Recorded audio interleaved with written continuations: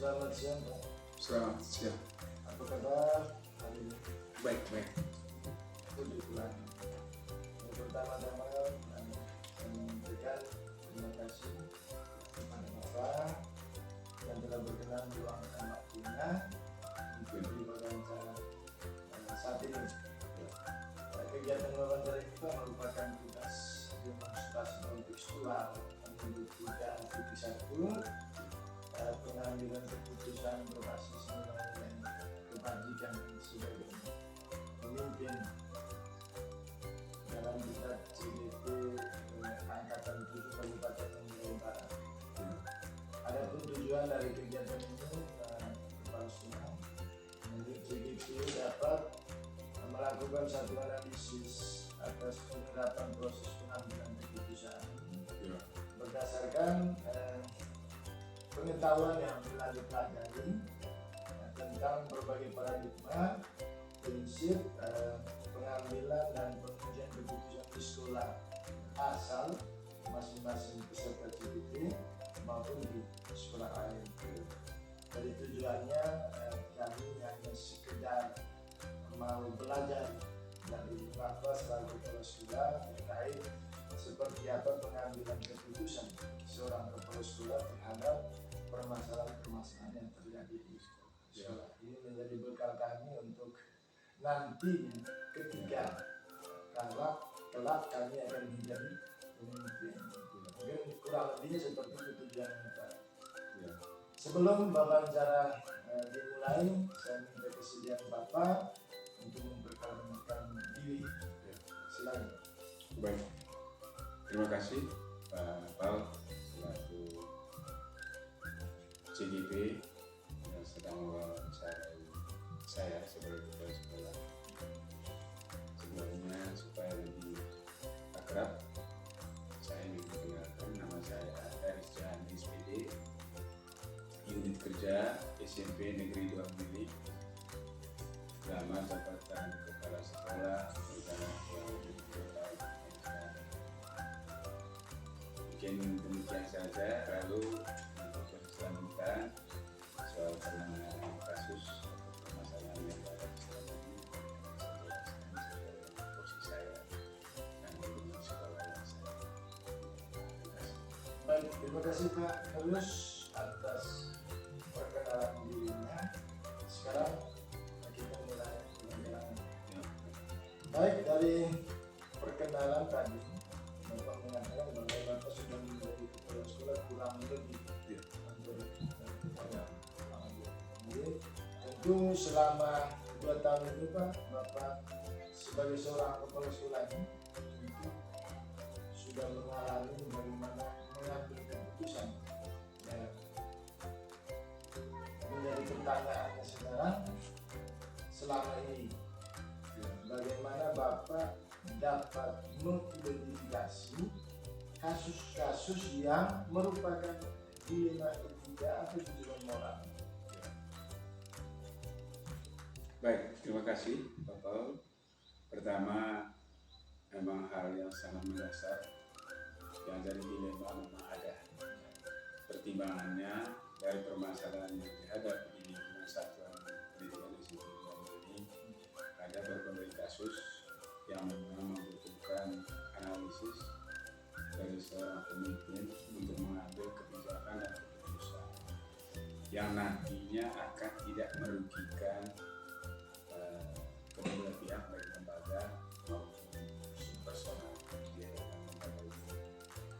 Nah, dasarnya kita hanya menganalisis dulu segi permasalahan.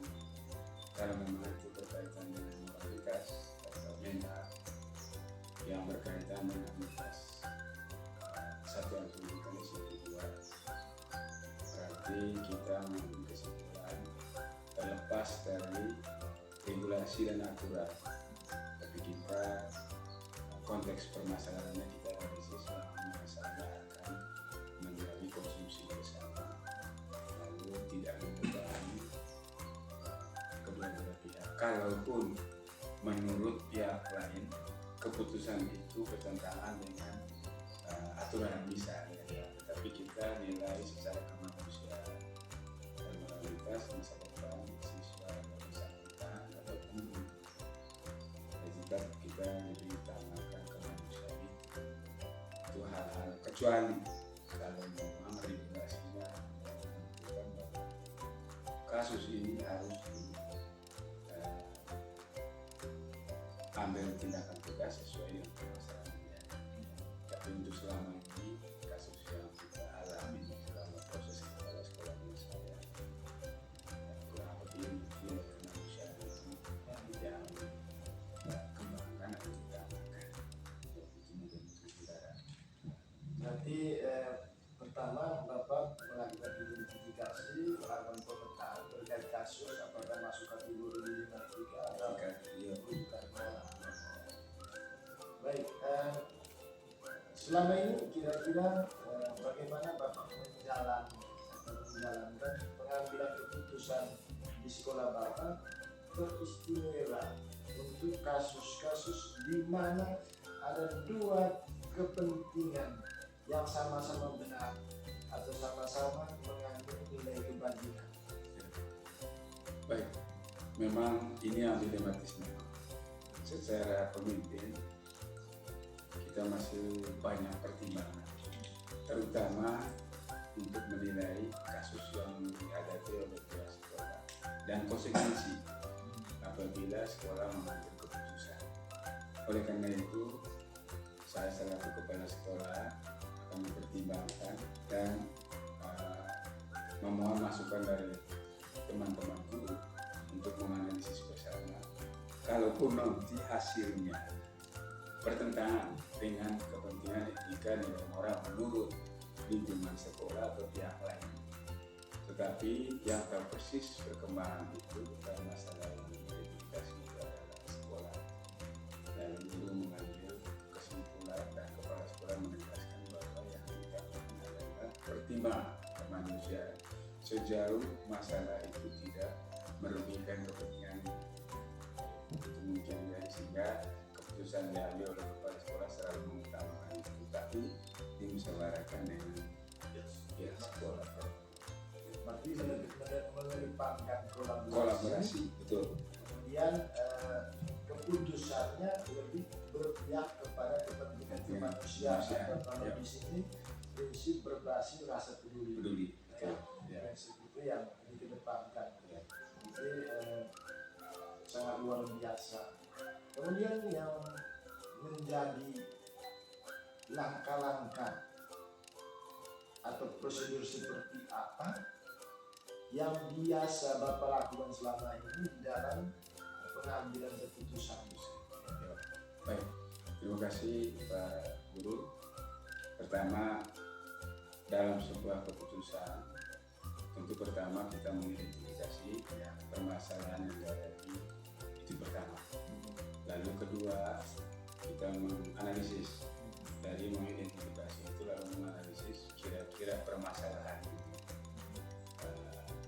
dibutuhkan kegiatan tindak lanjut yang terjadwal ataukah memang harus diantisipasi segera. Nah itu diperoleh oleh kepala setelah dilakukan identifikasi dan analisis soal keragaman permasalahan sehingga semua keputusan bertahap atau berjangka atau tinggal waktu sesuai dengan identifikasi dari permasalahan ini. Berarti dilakukan secara bertahap dan memiliki langkah-langkah itu untuk ya, salah satunya mungkin kita observasi dulu atau tindak lanjut dulu bagaimana mencari sedetail mungkin kenapa itu terjadi. apakah melibatkan orang-orang lain yang Ya, kalau untuk sementara kita melibatkan teman sejawat, guru di satuan itu. Andai kata kalau permasalahan dari siswa juga apabila kalau dihadapi yang saya lakukan selama ini. baik, kemudian hal-hal apa saja yang selama ini Bapak anggap efektif dalam pengambilan keputusan pada kasus-kasus dilema etika? Ya, baik, terima kasih. Ini saya utamakan dulu untuk lingkungan guru. Nah, selama saya menjabat kepala sekolah, ada beberapa guru yang punya kinerjanya sangat dipertanyakan oleh lembaga dengan aturan yang ada. Dan setelah dianalisis bahwa kenapa kendalanya terhadap guru, salah satunya adalah kehadiran di sekolah, kemudian ketepatan waktu dan melaksanakan tugas, dan itu yang diteliti. Nah, baru-baru ini ada temanku yang meninggalkan kelas tanpa memberitahu pihak sekolah. Lalu pihak sekolah belum serta-merta mengambil keputusan mencas guru ini tidak baik. Guru itu dinas. Dan dari dinas diberi ruang untuk wewenang ke sekolah untuk memproses lebih lanjut. Dinas hanya membantu untuk mengkomunikasi kepada guru yang bersangkutan sesuai porsinya, lalu jawaban dari guru itu akan disampaikan ke sekolah. Nah, setelah koordinasi ini kami jalankan, lalu diikuti prosedur itu, ya guru ini ada perubahan dan hadir pada waktu. Cuman ini problemnya adalah kesadaran teman-teman guru. Karena itu jadi momok untuk satu lembaga bahwa kenapa yang lain jangan pilihkan. Padahal sebagai pemimpin tetap kita porsikan menurut indikasi permasalahan yang ada. Nah, begitu ibu guru yang bersangkutan ini muncul di sekolah, ya kepala sekolah mengadakan wawancara langsung untuk mengetahui apa kendala, apa alasan sehingga dia meninggalkan kelas tanpa pengetahuan sekolah. Nah, setelah guru ini mengklarifikasi alasannya, lalu pihak kepala sekolah memberikan pencerahan kepada teman-teman dan menginformasikan bahwa guru yang bersangkutan kendala sehingga mengalami hal ini. Oleh karena itu kita menegaskan bahwa setiap kita ada perilaku memang menurut aturan wajib hukum, tapi situasi dan kondisi itu selalu dialami oleh setiap kita. Oleh karena itu penanganannya yang penting garis koordinasinya antara dinas lokal dengan kita tetap berjalan supaya tidak ada miskomunikasi. Tetapi pada akhirnya adalah kita nilai kemanusiaan itu yang tidak ya selaku pimpinan kan itu yang diutamakan. Itu yang kami lakukan selama ini kurang lebih seperti itu kasus yang dihadapi sekolah selalu mengedepankan rasa peduli, tidak terlalu mengacu. Ada aturan yang berlaku, kemudian ada jelas kan ada dampak. Betul, memang ada dampak. Itu kan ada dampak, tetapi sekolah atau kepala sekolah tidak mengedepankan rasa kemanusiaan terhadap teman-teman guru yang melanggar, begitu pun dengan siswa. Jadi kemudian Pak Darius, hal-hal apa saja yang selama ini merupakan tantangan dalam pengambilan keputusan pada kasus pidana etika? Betul. Memang ini yang memang agak berat, ya karena terutama indikasi keberadaan siswa itu yang kurang lebih kasus-kasus siswa memang untuk sementara yang namanya moralitas gereja siswa itu memang belum, tetapi karakter siswa untuk mengikuti tata tertib disiplin ini masih, kemudian kenakalan, dan kenakalan ini memang di satu sisi apabila kita kaji dengan tatib yang dirumuskan oleh pihak sekolah sesuai visi misi dengan perilaku realita yang dihadapi oleh guru dan sekolah memang bertentangan sekali. Ini yang menjadi dilema. Sementara ketertiban ini sudah diimplementasikan ke masyarakat,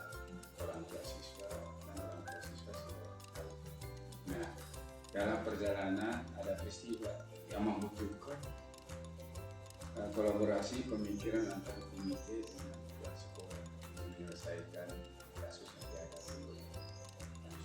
Salah satunya adalah kanak-kanak remaja yang mencuri harta milik orang dan kedapatan ketahuan sudah disampaikan di sekolah. Yang berdasarkan hal ini, sekolah memang dilematis mau dikeluarkan sementara tuntutan di ketertiban apabila melanggar dikeluarkan dari sekolah. Nah, tapi pihak sekolah kita memikirkan bagaimana masa depan anak dari waktu ke waktu tentu ada perubahan. Mungkin ini dasar sehingga antara sekolah dengan komite dan masyarakat sering dikategori pro dan kontra. Ada menurut masyarakat yang implementasi berpikirnya baik, mereka dukung sekolah. Ada yang memang cara berpikirnya start sesuai dengan pengetahuannya, mereka menganggap sekolah itu tidak bertanggung jawab dengan aturan yang sudah dilakukan. Padahal dasar pertimbangan sekolah adalah pertama masa depan anak, kemudian dunia pendidikan itu wajib punya sekolah harus membantu siswa, harus tahu selesai sudah yang target perusahaan. Jadi itu dasar, sehingga kami mengambil keputusan. Puji Tuhannya selama ini tidak ada reaksi dari orang tua setelah pihak sekolah mengambil keputusan. Nah, setelah dipertimbangkan mungkin itu. Intinya banyak tantangan itu tidak dianggap sebagai sesuatu yang menghalangi keputusan memberikan keputusan untuk berpihak kepada siswa. Kemudian Pak Terus, apakah dalam menyelesaikan atau mengatasi persoalan atau kasus, apakah ada tata kelola atau jadwal tertentu untuk menyelesaikan kasus-kasus di Indonesia? Apakah langsung diselesaikan di rumah atau dibuat jadwal secara berkalanya? Kemudian bentuk atau prosedur seperti apa yang Bapak Baik, terima kasih Bapak. Pertama, seperti yang saya sampaikan dari awal, ada beberapa jenis kenakalan remaja yang menurut penilaian dari pihak sekolah ada yang sifatnya memang bisa diantisipasi segera mungkin, ada yang sifatnya memang harus dibikin schedule atau target supaya itu bisa diselesaikan. Ada memang yang mempunyai klimaks yang memang menurut sekolah itu membutuhkan segera ditangani. Contoh kasus yang melibatkan orang tua itu kami terjadwal sesuaikan dengan kondisi dan diberi ruang untuk negosiasi bersama orang tua. Lalu nanti pada waktu mengambil keputusan disaksikan juga oleh orang tua. Itu yang mungkin beberapa hal yang kami lakukan dan pihak sekolah akan melibatkan kami untuk mendeteksi itu secara mendalam sesuai dengan target, sehingga pada saatnya kita mengundang beberapa pihak yang berkepentingan untuk menyelesaikan problem itu. Kita bisa itu mungkin dasar, tapi dari tingkat permasalahan yang dihadapi yang terdebat. Tapi kalau yang tidak terdebat, kalau memang pihak sekolah merasa bahwa persoalan itu misalnya proses ketidakhadiran siswa melebihi daripada masih bisa diberikan pembinaan yang benar oleh pihak sekolah dari wali kelas dan BDK kalau siswa itu menugaskan itu, sehingga yang sifatnya hanya lintas sekolah saja berkaitan dengan perilaku, kehadiran, kemajuan belajar, itu yang bisa diselesaikan oleh pihak sekolah dalam waktu yang tidak dijadwalkan sesuai situasi dan kondisi. berarti ada dua hal yang dilakukan, ada yang terjadwal, ada yang langsung diselesaikan. Dan itu sangat tergantung kepada konteks masalah yang terjadi dan siapa yang terlibat. Ya, sehingga semuanya diatur sedemikian rupa supaya semuanya bisa selesai mungkin. Baik, pertanyaan yang berikut Pak Bupati. Dalam menyelesaikan permasalahan uji nilai etika yang terjadi di sekolah Bapak, adakah seseorang atau faktor-faktor yang selama ini mempermudah atau membantu Bapak dalam pengambilan keputusan dalam kasus-kasus uji nilai etika? Memang pertama dari pihak sekolah kita sudah membantu peran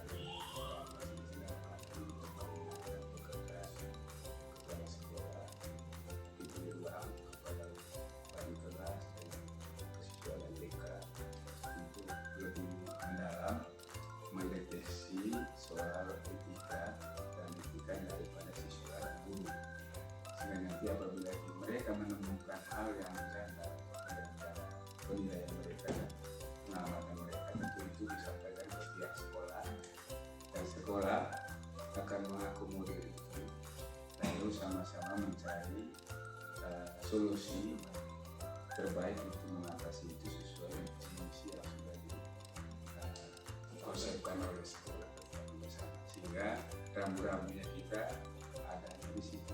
Jadi segala sesuatu dalam proses perjalanan selalu berpacu kepada itu, manakala ada kegiatan guru maupun siswa selalu dikontrol supaya kita jangan terlalu jauh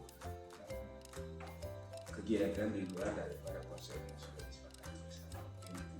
Berarti pertama tadi ada pembagian Ada tugas, sehingga penyelesaian sebuah persoalan itu bertindak rendah, dalam artian tidak langsung kepada kepala sekolah, tidak betul. tapi Ada masih bidang, ada masih ada pihak bidang-bidang tertentu untuk bisa menyelesaikan. Kalaupun ada dan tidak terselesaikan, itu yang sudah masuk di prosedurnya seperti itu Pak. Jadi pada nanti ketika misalnya sampai ke hadapan kepala sekolah, kira-kira apa yang akan terjadi atau yang dilakukan, misalnya apakah langsung diputuskan ataukah mendiskusikan Kembali kepada warga sekolah atau pihak lain gitu. betul. Baik. Nah, ini yang kita untuk deteksi selama ini, konsep permasalahannya ada oleh teman-teman itu sudah dijelaskan untuk sementara belum ada kasus yang memang membutuhkan pihak ketiga, tetapi yang berjalan selama ini adalah setelah terampung informasi dari beberapa bidang guru itu selalu dibahas di forum internal sekolah untuk semua guru memikirkan dan memberikan masukan sesuai dengan visi dan taktik yang sudah disepakati bersama. Dan konteks itu setelah itu dirangkum baru kepala sekolah menegaskan kalau karena keputusan itu dan kita sepakati itu baru itu menjadi suatu keputusan bersama. Tidak ada pihak kepala sekolah hanya mengakomodir segala masukan, pikiran, tapi kembalinya mana ya? Kepala sekolah tidak menegaskan. Kalau memang begini sepakatnya berarti itu yang kita harus lakukan.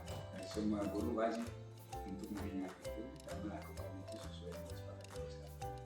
Begitu ya. Pertanyaan yang terakhir dalam kepala sekolah, dari semua hal yang telah Bapak telah sampaikan tadi, kira-kira pembelajaran apa yang dapat Bapak petik dari pengalaman Bapak mengambil keputusan dilema etika selama kurang lebih 2 tahun? Betul. Pengalaman yang pahit menurut saya.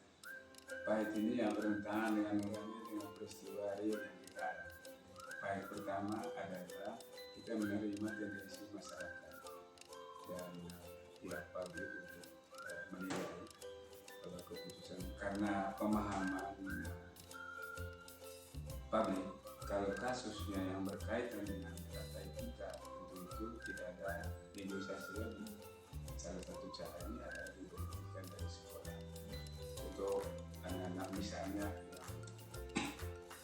ada kesalahan pergaulan, kesalahan apa, yang menurut mereka hanya mereka nilai bahwa perbuatan itu salah, wajib hukumnya sekolah harus dikeluarkan dan tidak ada negosiasi di situ.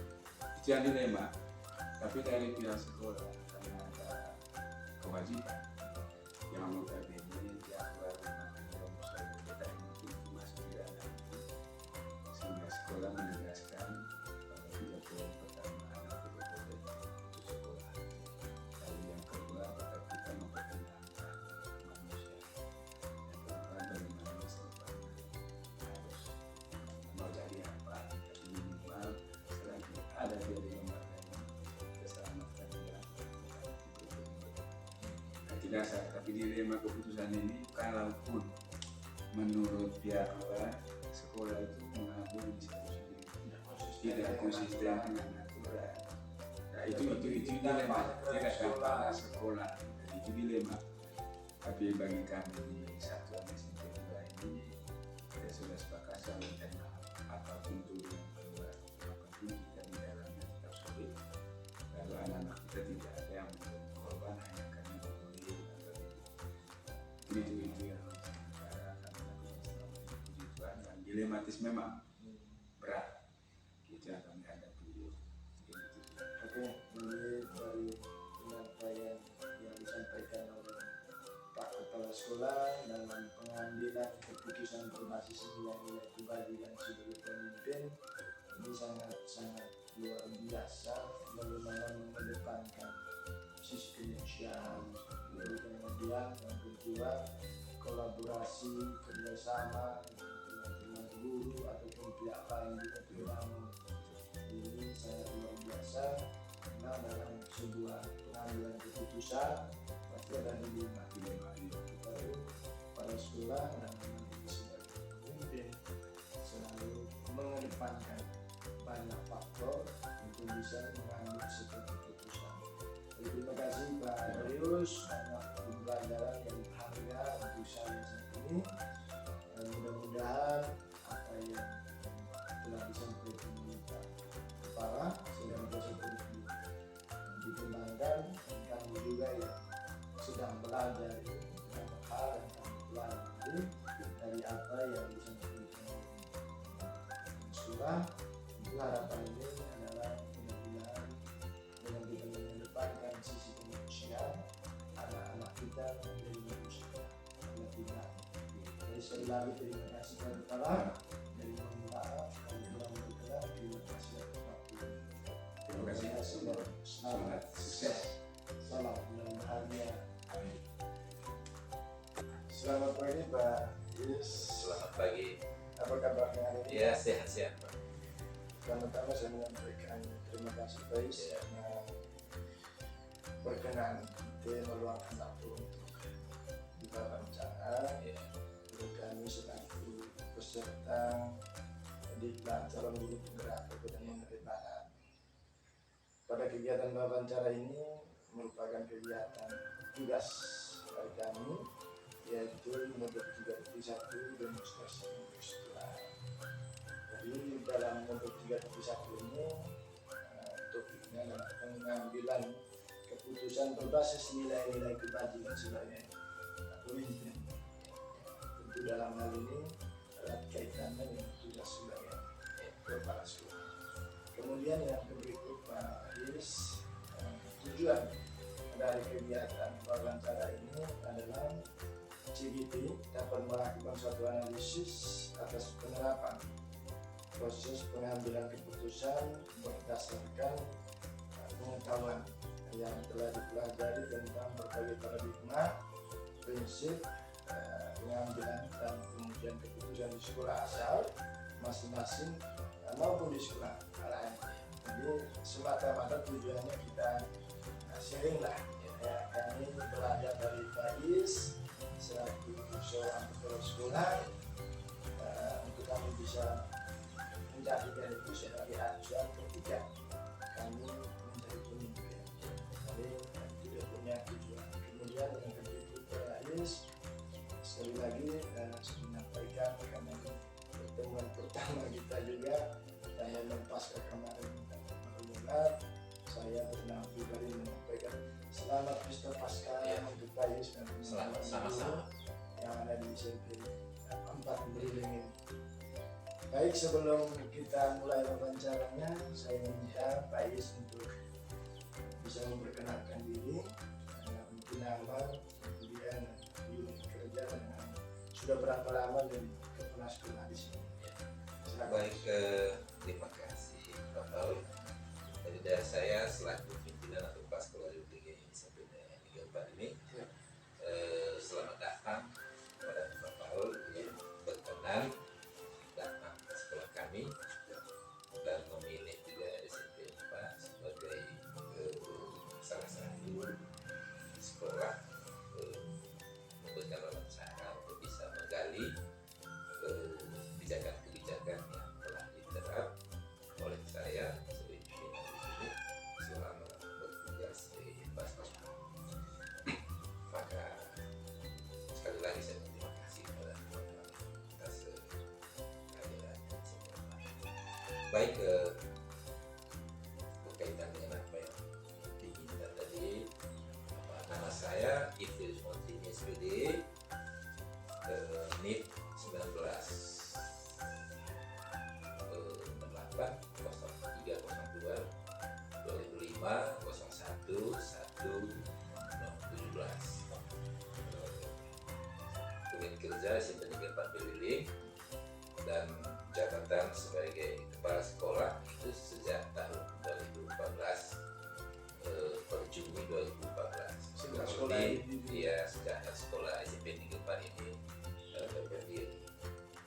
Jadi kurang lebih 8 tahun dan mau masuk ke tahun yang ketiga kalau teorinya 4 tahun, artinya 9 tahun sudah per Juni 2023. Saya juga berterima kasih kepada pemerintah karena yang sebenarnya tugas ini jabatannya 2 kali 4 tahun, tapi ini masih dipercaya saya jabat sebagai sekolah. Jadi saya kira ini beberapa hal berkaitan dengan tugas saya sebagai kepala sekolah di SMP 4 Beliling. Baik Pak Is, terima kasih atas perkenalan dirinya. Berarti sudah 8 tahun 8 tahun lebih Pak Is sudah menjadi kepala sekolah dan itu sejak ya. sekolah ini didirikan. Jadi sangat luar biasa.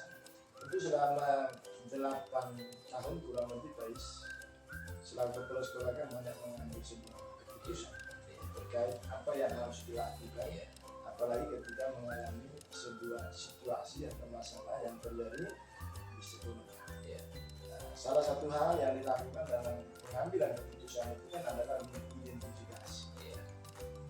Selama ini kira-kira bagaimana Bapak selalu kepala sekolah Ya. dapat mengidentifikasi kasus-kasus yang terjadi itu apakah merupakan dilema etika atau pendidikan moral? Baik, atas pertanyaan yang disampaikan kepada saya, memang di segi dilihat dari segi tugas kepemimpinan banyak hal dan persoalan yang dihadapi oleh kepala sekolah.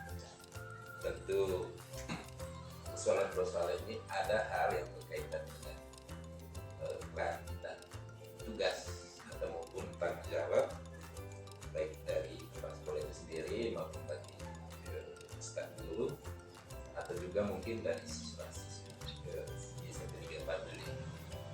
Jadi tidak terlepas dari berbagai persoalan yang dihadapi. Tentu persoalan ini juga dalam mengambil keputusan akan mempertimbangkan berbagai hal, akan keberlanjutan dari tugas saya sebagai kepala sekolah, sebagai guru ataupun mungkin sebagai siswa. Jadi karena yang berkaitan dengan dilema etika ini, kalau memang kita lihat secara ini ya mungkin tidak kita kurang menyadari untuk bisa kita selesaikan, karena saya kira dilema etika itu kan ada sebuah situasi yang yang disadari ataupun tidak sadari yang perlu juga untuk bisa diselesaikan. Jadi bagaimana keputusan yang diambil oleh kepala sekolah itu akan bermanfaat baik bagi saya sebagai kepala sekolah, guru, dan keberlangsungan daripada kegiatan pembelajaran atau siswa. Saya kira ini beberapa hal yang apalagi yang perlu disampaikan. Lalu perlu juga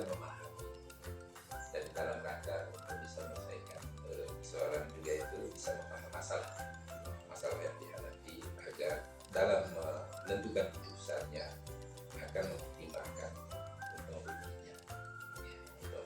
Lalu yang berikutnya itu berkaca pada panduan atau dan kita selalu mereview dari semua aturan-aturan akademik untuk bisa memahami agar kita dalam melaksanakan tugas itu selalu berkaca pada aturan-aturan akademis yang diterapkan. Saya kira itu berbahaya. Jadi sampaikan dari saya dalam rangka memberikan keputusan-keputusan yang perlu diambil dalam menyelesaikan semua persoalan, baik yang berhubungan dengan dilema etika ataupun dengan moral.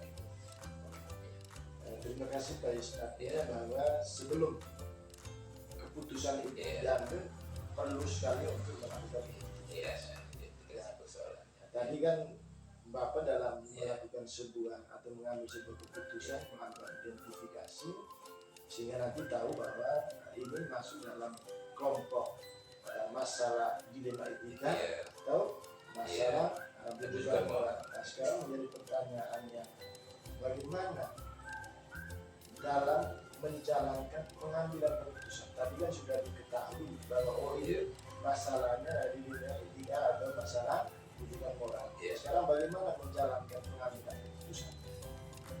Peristiwa kasus-kasus di mana ada dua kepentingan yang sama-sama bertahan, akan juga dilema etika atau sama-sama mengandung nilai kebajikan.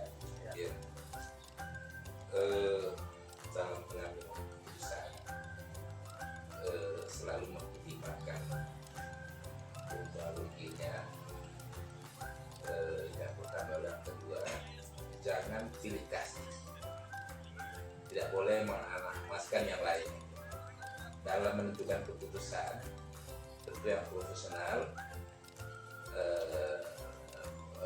mempunyai nilai bermanfaat bagi saya sebagai kepala sekolah juga baik guru. Artinya dalam menetapkan sebuah keputusan itu selalu mengambil berbagai langkah. Tentu langkah ini sebelum memutuskan tentu perlu menggali dari berbagai teman yang bisa memberi bantuan kepada saya untuk bisa menetapkan keputusan yang akan diputuskan secara bersama-sama. Sehingga intinya dalam mengambil keputusan ini jangan berfokus pada yang bermasalah atau kepada siapa saja. Tidak boleh emaskan yang lain gitulah gitu, ya, dalam keputusan. Jadi dalam menetapkan keputusan itu keputusan profesional.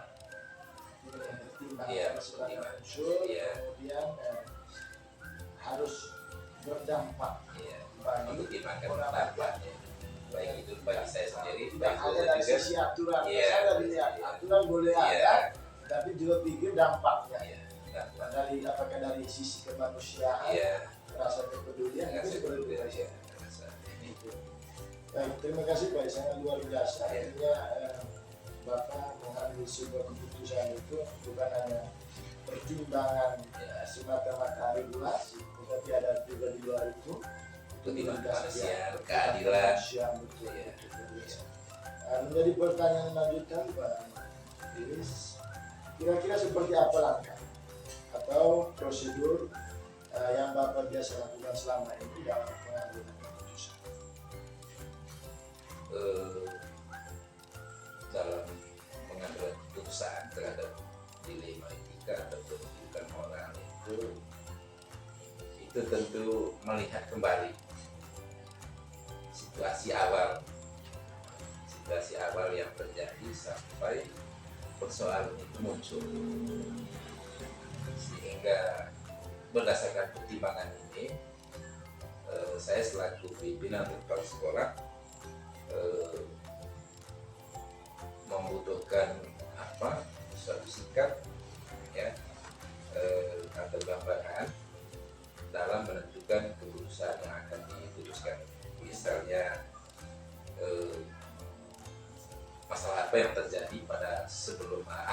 sebelum persoalan itu muncul. Itu yang pertama. Lalu yang kedua, bagaimana hal itu terjadi yang menyebabkan persoalan itu muncul di awal sebelum mengambil keputusan itu, kira-kira identifikasi persoalan yang muncul di awal keputusan itu. Lalu dalam menentukan keputusannya tentu mempertimbangkan juga dampak yang akan terjadi setelah menetapkan keputusan yang akan diambil. Lalu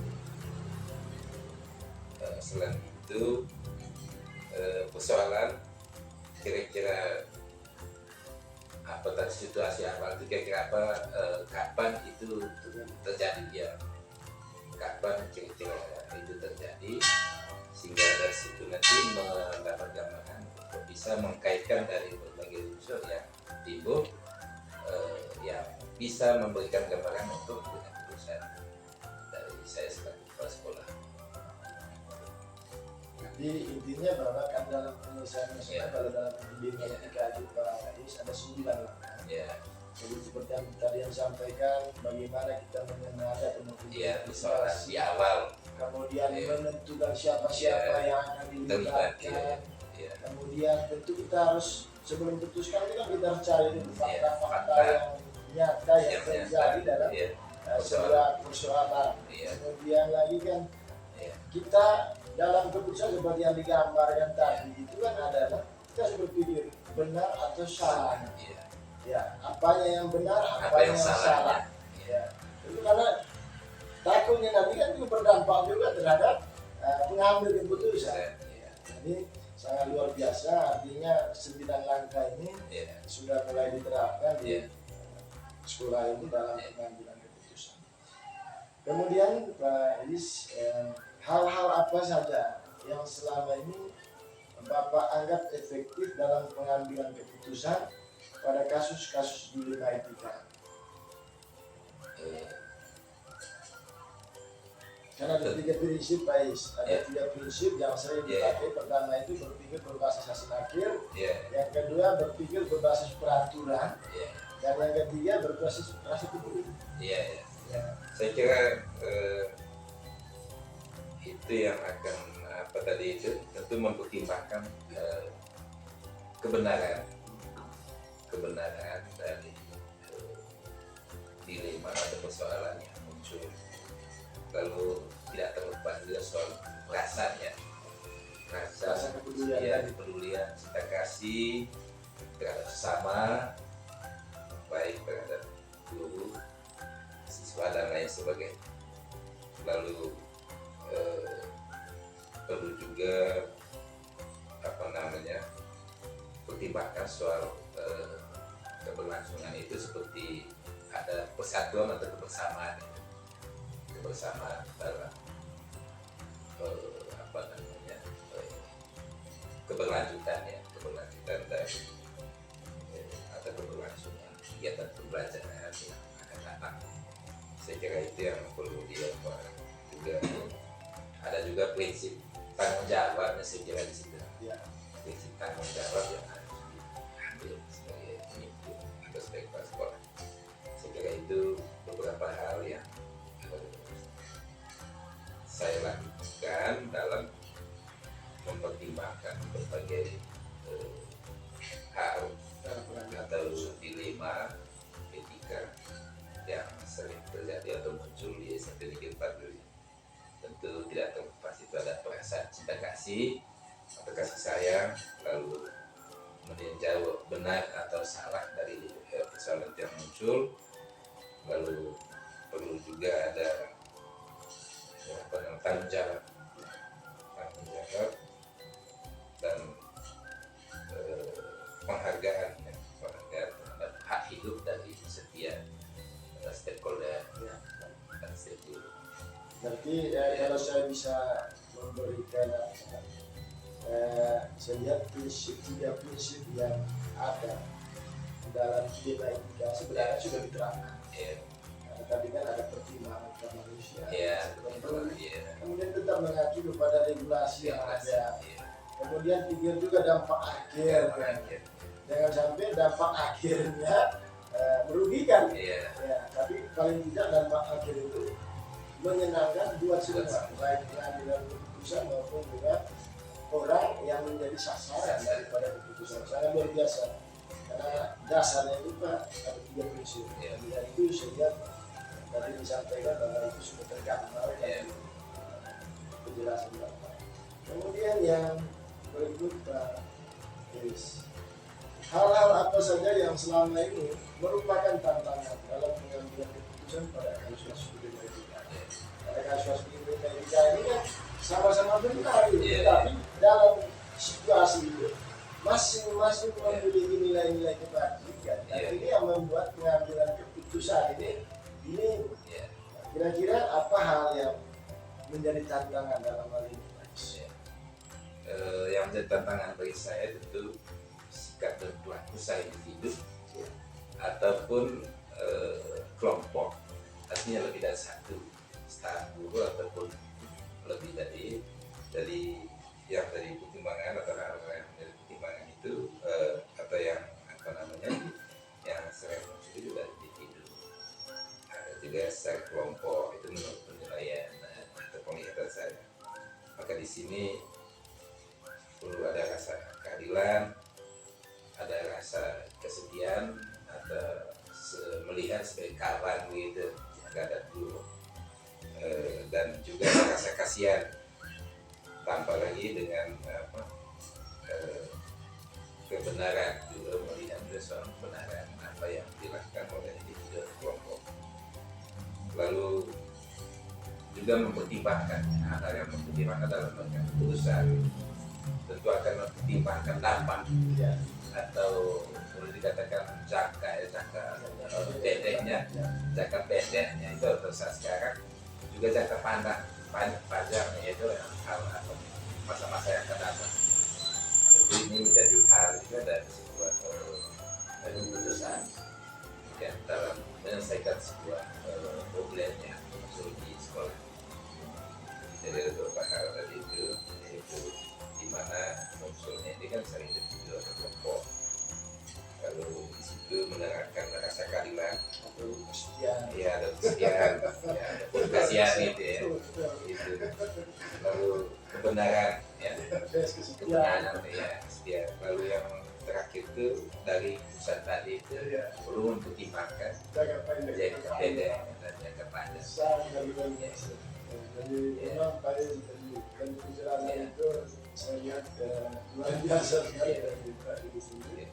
Ada begitu banyak tantangan. Jadi nilai-nilai kebajikannya masing-masing miliki, tapi kita harus banyak mempertimbangkan. Itu dan memang itu lumrah sekali. Dan terima kasih bagi selaku kepala sekolah sudah bisa mempertimbangkan tantangan-tantangan itu. Baik, mungkin lanjutannya Pak. Terus, apakah Bapak dalam pengambilan keputusan terhadap kasus-kasus yang terjadi dalam menyelesaikan, apakah membuat jadwal tertentu ataukah langsung menyelesaikannya di tempat, atau mungkin memiliki sebuah jadwal untuk menyelesaikannya? Kemudian bentuk atau prosedur seperti apa yang Bapak terapkan di sekolah?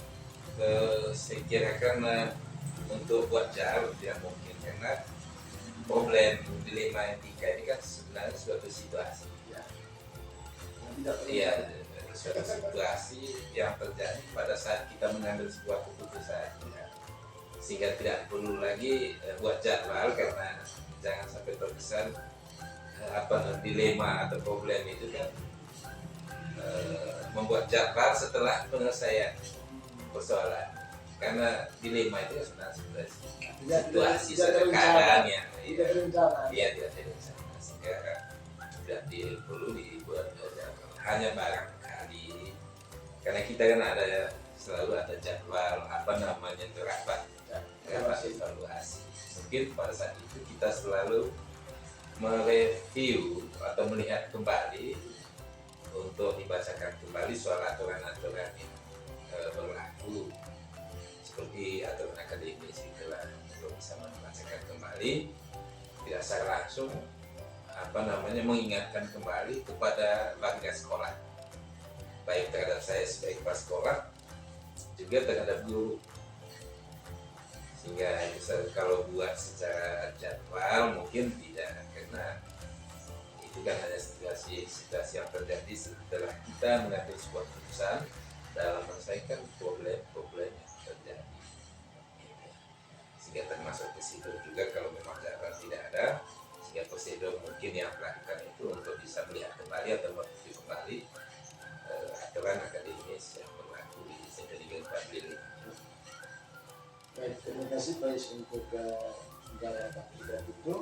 Nah, sekarang yang berikut dalam menyelesaikan atau pengambilan keputusan itu, adakah seseorang atau faktor-faktor yang selama ini mempermudah atau membantu Bapak dalam pengambilan keputusan dalam kasus-kasus pidana itu? Faktor yang yang mempermudah tentu membantu. ya. Jadi kita ini sebagai manusia, boleh dikatakan manusia sosial, tentu mempertimbangkan nilai sosial dari semua kita, baik itu antara pas sekolah dengan guru, ataupun antara guru dengan guru, ataupun dengan siswa. Selalu mempertimbangkan dari sisi sosial, lalu pertimbang juga nilai-nilai agama, nilai-nilai budaya, ataupun dari nilai pengetahuan, ya, nilai pengetahuan yang dimiliki oleh semua perangkat, baik kepala sekolah, juga guru ataupun tenaga pendidikan. Tentu ini menjadi faktor dalam mempertimbangkan beberapa hal, dari faktor sosial, faktor agama, ilmu pengetahuan, lalu teknologi, aturan juga data ataupun dana ataupun keuangan, ya, lalu posisi ataupun politik dan hal-hal lain yang terdapat pada staf yang bersangkutan, pada guru yang bersangkutan. Itu juga untuk menjadi pertimbangan atau menjadi faktor dalam Artinya dalam memutuskan sebuah persoalan itu harus mempertimbangkan banyak faktor, tidak hanya saja langsung diputuskan bahwa begini musim main maka apa? Ada Kalau dipikirkan ya, bahwa ternyata seharusnya begini. Sangat luar biasa. Artinya sudah memikirkan memang dampak faktor-faktor yang terjadi itu di awal. Baik. Pertanyaan terakhir Pak Is, dari semua hal yang tadi Bapak katakan, kira-kira pembelajaran apa yang dapat atau petik dari pengalaman Bapak di dalam pengambilan keputusan di nilai pidana selama 8 tahun? Ya, ini berdasarkan pengalaman saya, bagaimana keputusan itu yang kemudian menjadi bermanfaat bagi semua warga sekolah. Itu yang menjadi pertimbangan. Jadi itu tadi dari awal saya katakan bahwa dalam memberikan sebuah keputusan terhadap persoalan-persoalan yang timbul itu, kita mempertimbangkan jangka pendek dan jangka panjang. Tentu saya sebagai kepala sekolah mempertimbangkan itu bahwa dalam memberikan keputusan tentu akan ditaati. Nah, mungkin itu yang jangka panjangnya dari ditaati oleh semua warga sekolah. Jadi baik itu guru, ya, dalam menjalankan aktivitasnya kesehariannya, itu diharapkan harus ada perubahan, ada dampaknya. Ya. Jadi di dalam suatu keputusan itu mesti mempertimbangkan keterkaitan atau ekosistem dalam keberlangsungan pendidikan di Sentinel 4 ini, seperti kepala sekolah ini sendiri juga dimakan dan rekan guru atau rekan sejawat, tenaga pendidikan, juga kepada murid itu mempertimbangkan agar fakta-fakta dari sebuah putusan tadi juga akan memikirkan soal keberlangsungan dari proses kegiatan pembelajaran di SMP Negeri 4 dulu. Karena kalau kita tidak mempertimbangkan hal yang tentu ada unsur-unsur tertentu yang mungkin tidak puas, yang mungkin kemudian akan berdampak kepada tugasnya, tugas pokok. Sehingga dalam memutuskan mengambil sebuah keputusan tentu mempertimbangkan keberlangsungan dari kegiatan pembelajaran yang akan dijalankan oleh semua staf guru atau mata pelajaran pada siswa. Saya kira itu beberapa faktor yang akan dipertimbangkan dalam mengambil sebuah keputusan. Baik, dari hasil wawancara ini dari sesungguhnya saya banyak mendapatkan hikmah pembelajaran dari apa yang telah disampaikan. Memang kalau saya sebutkan bahwa jam terbang juga ini bisa mempengaruhi bagaimana kita dalam mengambil keputusan istimewa yang berkaitan dengan masalah ini. Kemudian yang kedua, menjadi pemimpin itu harus mempertimbangkan sebelum memutuskan. Jangan langsung saja hanya sikap sesaat, tapi berpikir dulu jangka panjang. Jangan sampai dampak jangka panjang itu terjadi baik pada siswa, guru ataupun siapa yang menjadi sasaran dari keputusan ini. Sangat luar biasa sekali pengalaman dari Bapak Idris, dan ini menjadi pelajaran secara yang berharga bagi saya secara pribadi. Sekalipun saya ini belajar di sekolah dari sini. Jadi apalagi kami yang masih muda, sama-sama belajar kita sharing, dan terima kasih banyak atas pengalamannya. Dan juga saya mengucapkan terima kasih banyak atas kesempatan yang diberikan kepada kami untuk bisa mewawancarai itu. Mudah-mudahan apa yang kami sampaikan senantiasa di satu sisi dari ide sendiri bisa tetap ditingkatkan. Kami secara pribadi menjadi pengetahuan terima kasih. dikembangkan di dalam tugas dan karya kami selanjutnya. Pada akhir kesempatan ini saya mohon maaf, please. Kalau ada yang kurang berkenan. Ya, sama-sama Pak. Dan saya juga mungkin atas pelayanan kami, terutama mungkin sikap dan perilaku kami untuk tutur kata yang mungkin manakala tidak berkenan ini, saya juga menyampaikan mohon maaf. Jadi sekiranya kegiatan kita pada hari ini dapat bermanfaat juga bagi Popol sendiri dan bagi saya untuk kita pelajari terus, ya seperti apa seharusnya sikap dan perilaku kita sebagai para pemimpin agar bisa diterima oleh semua pihak sekolah. Jadi sekali lagi saya menyampaikan terima kasih pada Pak Paul selaku calon guru penggerak. Semoga sukses. Amin. Terima kasih banyak.